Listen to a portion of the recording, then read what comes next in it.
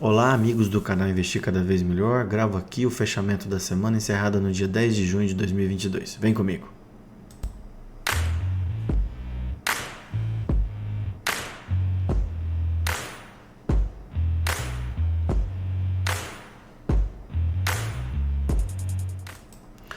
Então vamos lá. Aquele disclaimer de sempre, né? Que esse vídeo tem apenas um caráter educacional. Vou comentar com vocês sobre a inflação e juros, que talvez seja o tópico mais importante da última semana. Como é que está a renda fixa no Brasil? Evolução das commodities, desempenho das bolsas americanas, dólar no Brasil e a situação do Ibovespa.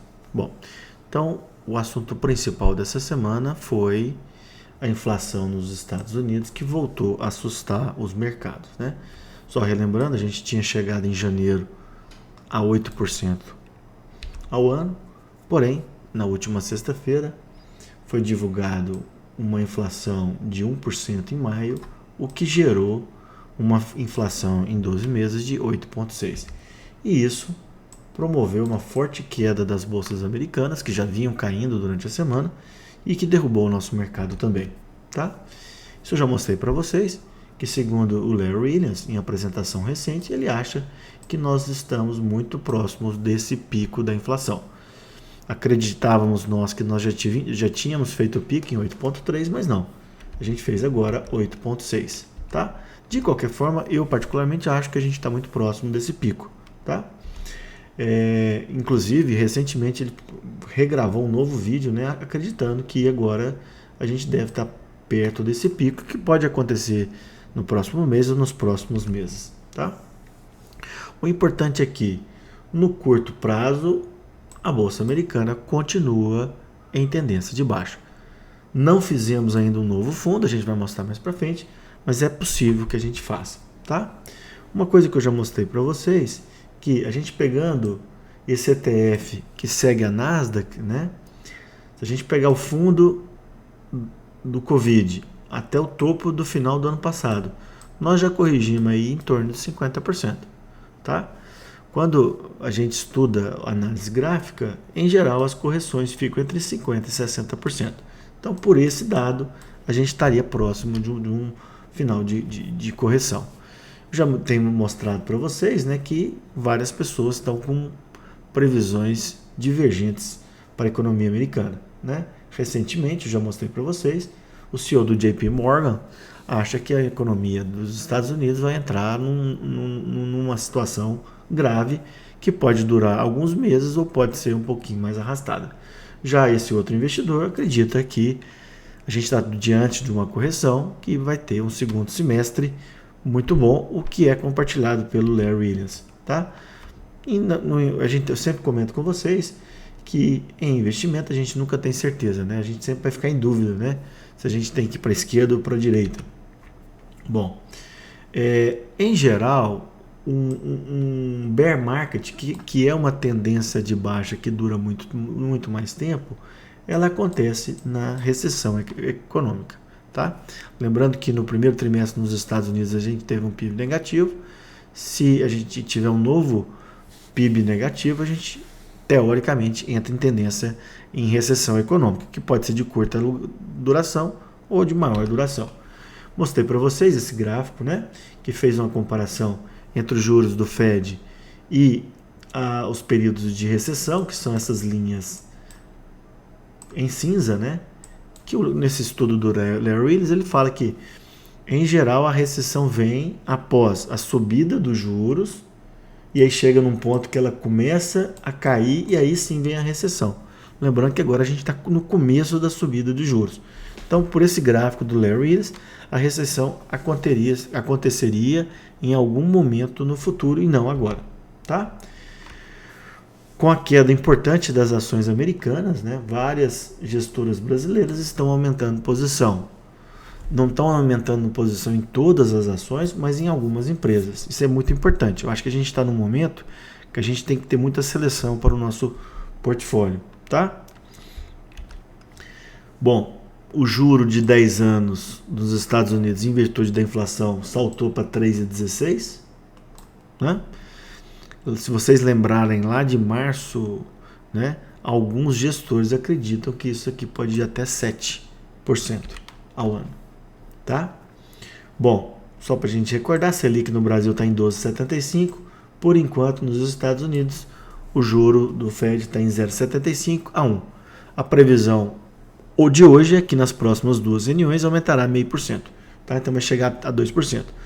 O medo do mercado é que com essa inflação persistente possa, ao invés de aumentar 0,5%, possa aumentar 0,75% nas próximas reuniões. No Brasil, a boa notícia, né?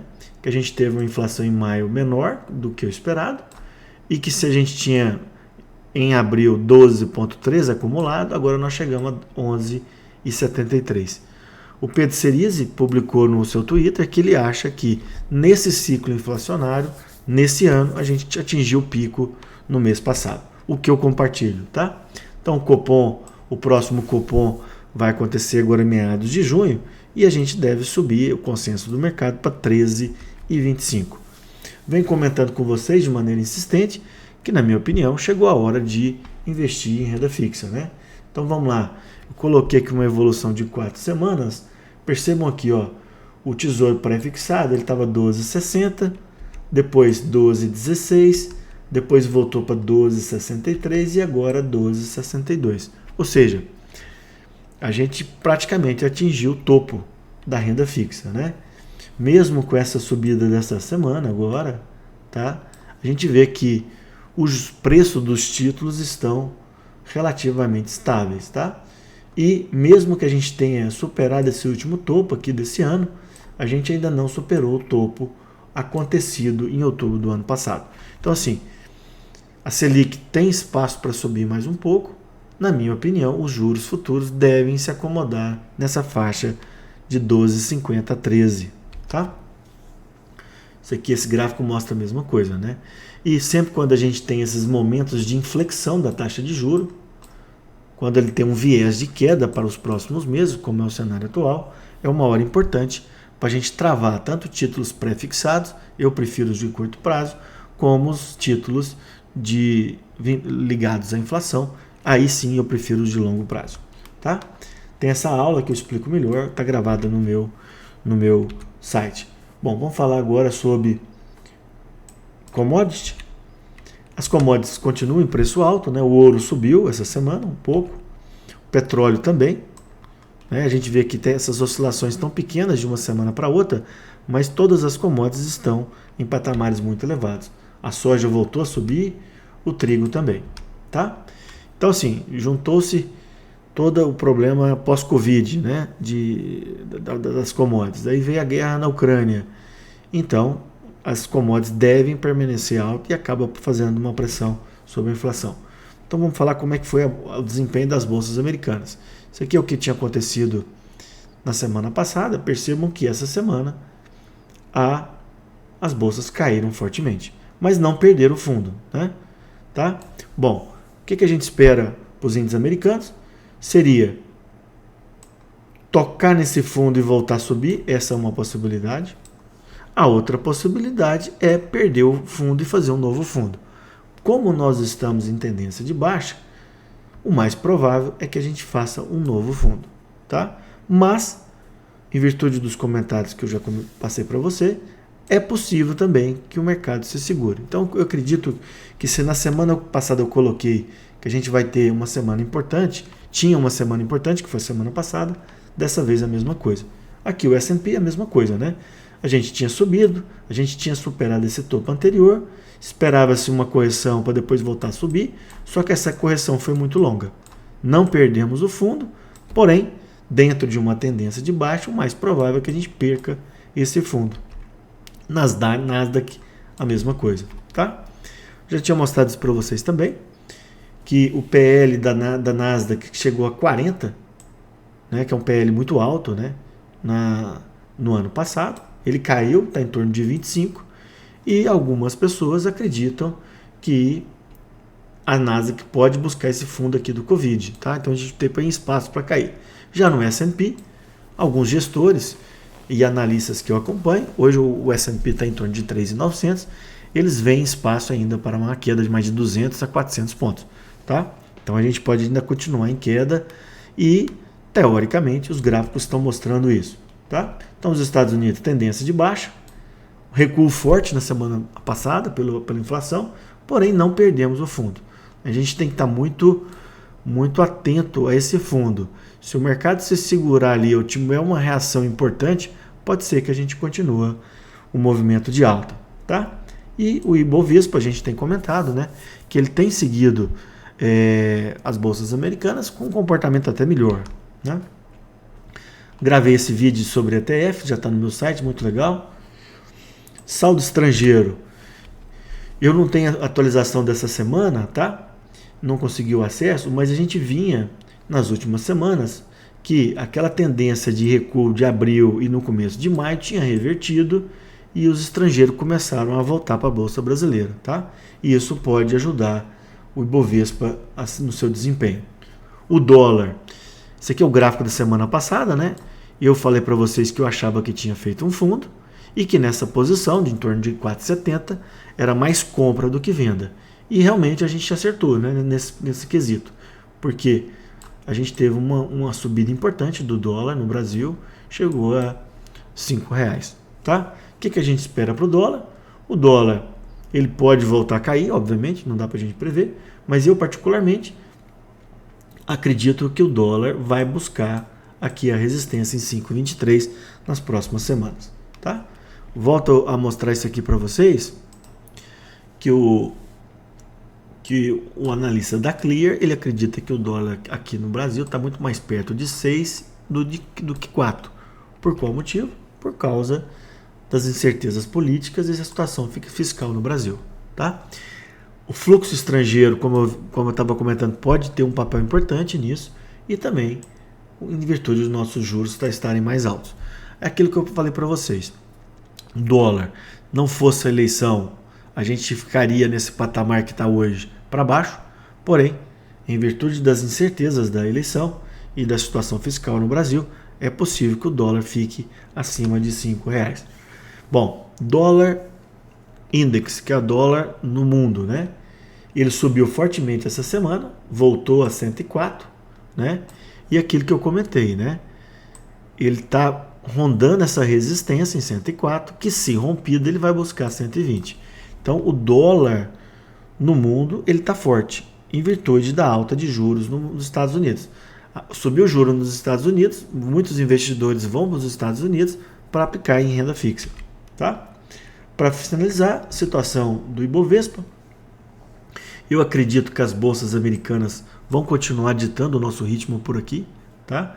Mesmo com o PL muito baixo, mesmo com as recompras de ações das empresas, eu ainda acredito que a bolsa brasileira vai continuar seguindo as bolsas americanas. Então a gente precisa ter essa noção. Aquele fundo, se perdido, vai levar o nosso mercado mais para baixo. O stock picking, né, que é a seleção de ações, é extremamente importante nesse momento.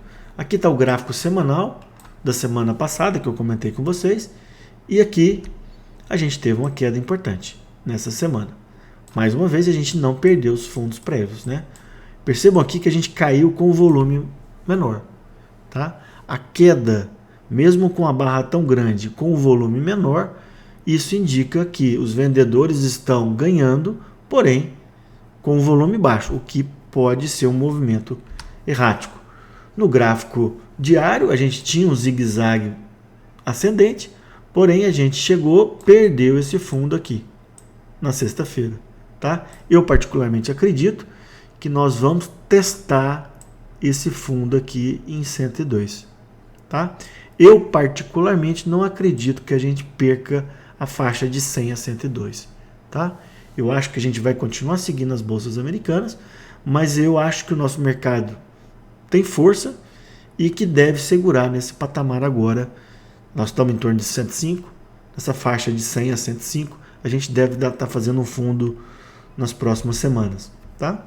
Isso aqui também eu já mostrei para vocês, que sempre quando as Big Techs elas crescem, né, as commodities tendem a cair. E agora parece que é a vez das commodities subirem e as empresas de tecnologias caírem. Tá? Esses são ciclos de longo prazo. Obviamente o Brasil, como é um país de commodities, a gente pode ser muito beneficiado por esse movimento. E lembrando, né, que a tendência é que isso aqui é os gráficos de 5 anos, o ETF do S&P, o ETF Brasil, é provável que nesses próximos meses e anos esse gap seja fechado, né? Porque é possível que a gente tenha um desempenho melhor das commodities, tá? Então, assim, curto prazo incerto, a gente deve seguir as bolsas americanas. Acho que a gente deve fazer fundo em breve, entre 100 e 105 mil pontos, mas para o longo prazo eu vejo muita oportunidade em algumas ações. Não são todas, aliás, tem muitas ações que eu evitaria, né? Mas empresas sólidas, empresas de commodities, bancos, empresas que têm lucro no presente, são empresas que são boas oportunidades para o longo prazo. Não exagerar na dose e diversificar. Comentei na semana passada, né, que a Gerdau, por exemplo, inclusive a semana passada caiu, ela está negociando por volta de 3 vezes lucro, dividend yield esperado para os próximos 24 meses, 15%, e o próprio controlador está fazendo recompra. Quando o próprio controlador está recomprando ações, é porque ele enxerga que as ações estão baratas, tá? Aquilo que eu falei para vocês, priorizem as ações que já têm o resultado no presente. Evite as ações de crescimento em virtude da taxa de juros, tá? E uma coisa mais importante, eu queria reafirmar isso para vocês. Pense em fazer como os americanos faziam na década de 60, permanecer por uma ação, por uma boa empresa por vários anos, tá? Que isso vai trazer para você bons resultados, tá? Então priorize o longo prazo, boas empresas com ótimos fundamentos, evite empresas problemáticas, empresas endividadas e que precisam muito de financiamento. Aqui estão meus livros na Amazon, tá? O vídeo de hoje foi mais curto. Eu quis mostrar para vocês que a inflação nos Estados Unidos pressionou fortemente os mercados na semana passada e que a gente está próximo do fundo que, se perdido, vai levar a mais quedas no mercado americano. Muita atenção ao fundo. Se a gente segurar no fundo, tanto aqui no Brasil como nos Estados Unidos, a gente pode ter um bom repique de alta. Muito obrigado e até uma próxima.